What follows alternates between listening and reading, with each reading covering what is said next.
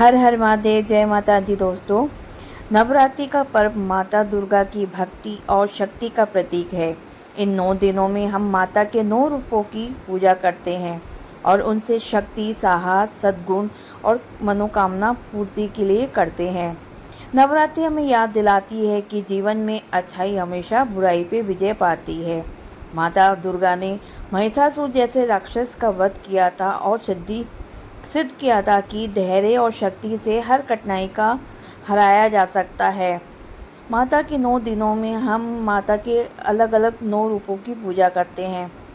पहला है शैलपुत्री, दूसरी ब्रह्मचारिणी, तीसरा चंद्रघंटा माता, चौथी कुष्मांडा, पांचवी माता स्कंद माता, छठी माता कात्यायनी, सातवीं माँ कालरात्रि और आठवीं माँ गौरी और नौवीं है माता सिद्धिदात्री।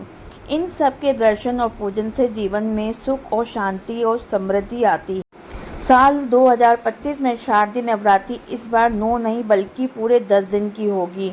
नवरात्रि में हम सभी लोग अपने अपने सामर्थ्य के हिसाब से माता रानी को भोग अर्पित करते हैं और प्रेम पूर्वक माता रानी को जो भी भोग अर्पित किया जाता है, माता रानी उसे बड़े प्रेम से स्वीकार करती है।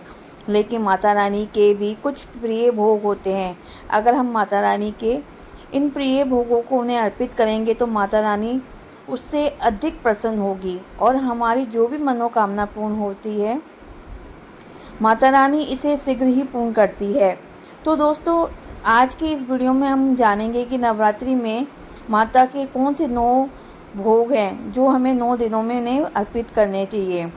नवरात्रि के प्रथम दिन माता शैलपुत्री की पूजा अर्चना की जाती है और माता शैलपुत्री की पूजा में से रोग मुक्ति के लिए गाय का भोग लगाया जाता है।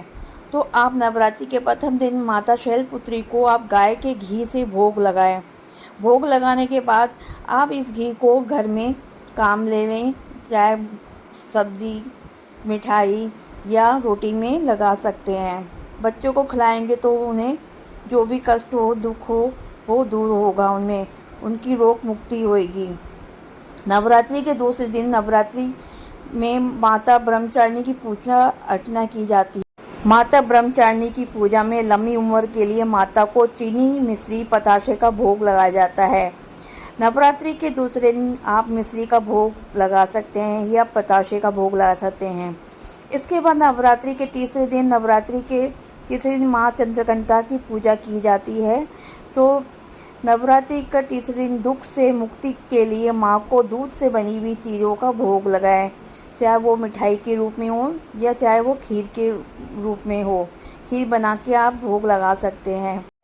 नवरात्रि के चौथे दिन माता कुष्मांडा का पूजन अर्चन किया जाता है। माता कुष्मांडा को तेज बुद्धि व निर्णय लेने की क्षमता को बढ़ाने के लिए भोग मालपुए का लगाया जाता है और आप माता को तेज बुद्धि के लिए कुष्मांडा माता को मालपुए का भोग अवश्य लगाएं। नवरात्रि के पाँचवें दिन माता स्कंद माता की पूजा अर्चना की जाती है और माता स्कंद माता को स्वस्थ शरीर के लिए केले का भोग लगाया जाता है। तो 5वें दिन माता स्कंद माता को हम केले का भोग अवश्य लगाएंगे। इसके बाद नवरात्रि के छठे दिन माता कात्यायनी की पूजा अर्चना की जाती है। माता कात्यायनी सुंदरता पाने के लिए माता को शहद का भोग लगाया जाता है। आप नवरात्रि के छठे दिन माता रानी को शहद का भोग अवश्य लगा सकते हैं। नवरात्रि के 7वें दिन माता कालरात्रि की पूजा अर्चना की जाती है। माता कालरात्रि को शोक व संकट से बचने के लिए गुड़ का भोग लगाया जाता है। तो 7वें दिन माता को हम गुड़ का भोग लगाएंगे और हर संकट से मुक्ति पाएंगे। 8वें दिन महागौरी की पूजा अर्चना की जाती है।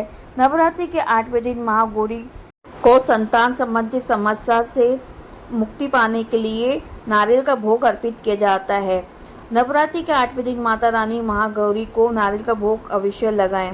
अब नवरात्रि के 9वें दिन हम माता सिद्धिदात्री की पूजा अर्चना करते हैं। माता सिद्धिदात्री पूजा अर्चना करने के लिए सुख समृद्धि प्राप्त होती है और माता को इसके लिए हलवा और चने खीर का भोग लगाएंगे। इसी दिन 9 कन्या भी खिलाई जाती है। माता रानी को प्रसन्न करने के लिए, उनका आशीर्वाद प्राप्त करने के लिए आप इन सभी भोग को अवश्य लगाएं।